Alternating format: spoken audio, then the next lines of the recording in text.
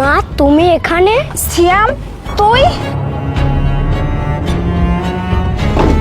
সিয়াম, তুই এখানে কি করতেছিস? আর তুই ভিক্ষা করতেছিস কেন? মা আমিও তো এটাই জানতে চাচ্ছি, এত দামি গাড়ি, তোমার গায়ে এত সুন্দর পোশাক। তুই সেসব কথা বাদ দে। কেন সারা জীবন কি আমি গরিবের মতো হয়ে থাকবো নাকি? হ্যাঁ, তোর বাবা তো কোনোদিনও আমাকে ভালো রাখতে পারেনি, সব সময় বস্তির মেয়েদের মতো করে রাখছে। কখনো একটা ভালো কিছু জামা কাপড় দিতে পারে নাই, দামি বাড়িতে রাখতে পারে নাই, গাড়িতে চড়াতে পারে নাই।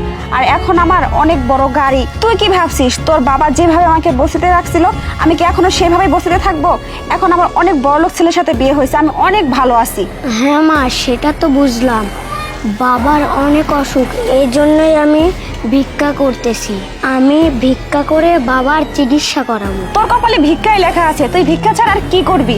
এই জন্য তো গরিবের ঘরে জন্ম নিয়েছিস। তোকে কতবার বললাম তুই আমার সাথে চল, আমার সাথে গেলে ভালো থাকতে পারবি। তুই তো সেই তোর বাবার প্রেমেই মজে থাকলি, তোর বাবার সাথেই থেকে গেলি। তুই তো আমার কথা শুনলি না, এখন তো তোকে ভিক্ষা করেই খেতে হবে। আমি যেরকমই থাকি না কেন, আমি ভিক্ষা করে আমার বাবাকে আমি চিকিৎসা করাবো, আর আমি আমার বাবার কাছেই থাকবো। আমি আমার বাবাকে কোনদিনও ছেড়ে আসবো না। আচ্ছা ঠিক আছে, তুই তোর বাবার সাথেই থাক। যেহেতু তুই তোর বাবাকে ছেড়ে আসবি না, তোকে সারা জীবন এরকম ভিক্ষা করেই খেতে হবে। তাই তোকে এখনো বলতেছি, এখনো সময় আছে, তুই আমার সাথে চল, তুই আমার সাথে গেলে ভালো থাকতে পারবি। এই নিন আপনার টাকা। বাবা চলো।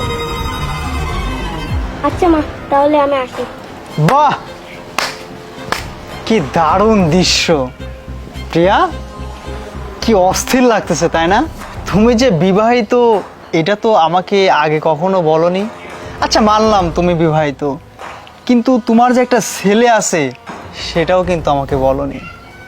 সবচেয়ে বড় কথা, একটু আগে শুনলাম তোমার নাকি স্বামীও আছে, সে নাকি অসুস্থ, আর তুমি সে অসুস্থ স্বামীকে রেখে চলে আসছো।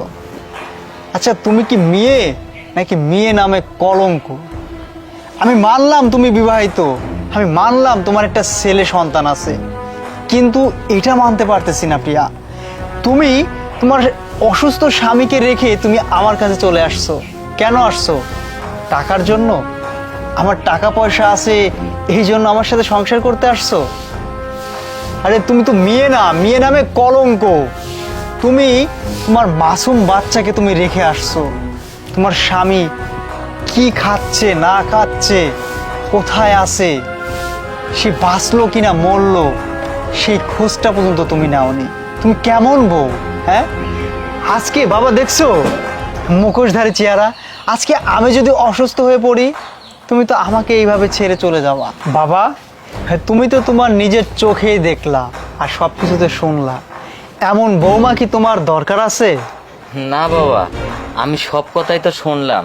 হ্যাঁ, যে বৌমা প্রথমবার ভুল করে দ্বিতীয়বার যে ভুল করবে না এমন কোনো কথা নেই, তাই এই বৌমার আমার প্রয়োজন নেই। তোমার মতো লোভী মেয়ের সাথে আমি আর সংসার করতে চাই না। তুমি এই মুহূর্তে আমার সামনে থেকে চলে যাবা। আর হ্যাঁ, আমার বাড়ির ত্রিসীমানা যেন কখনো তোমাকে না দেখি, তোমাকে আমি ডিভোর্স দিয়ে দিব। যাও। আর বাবা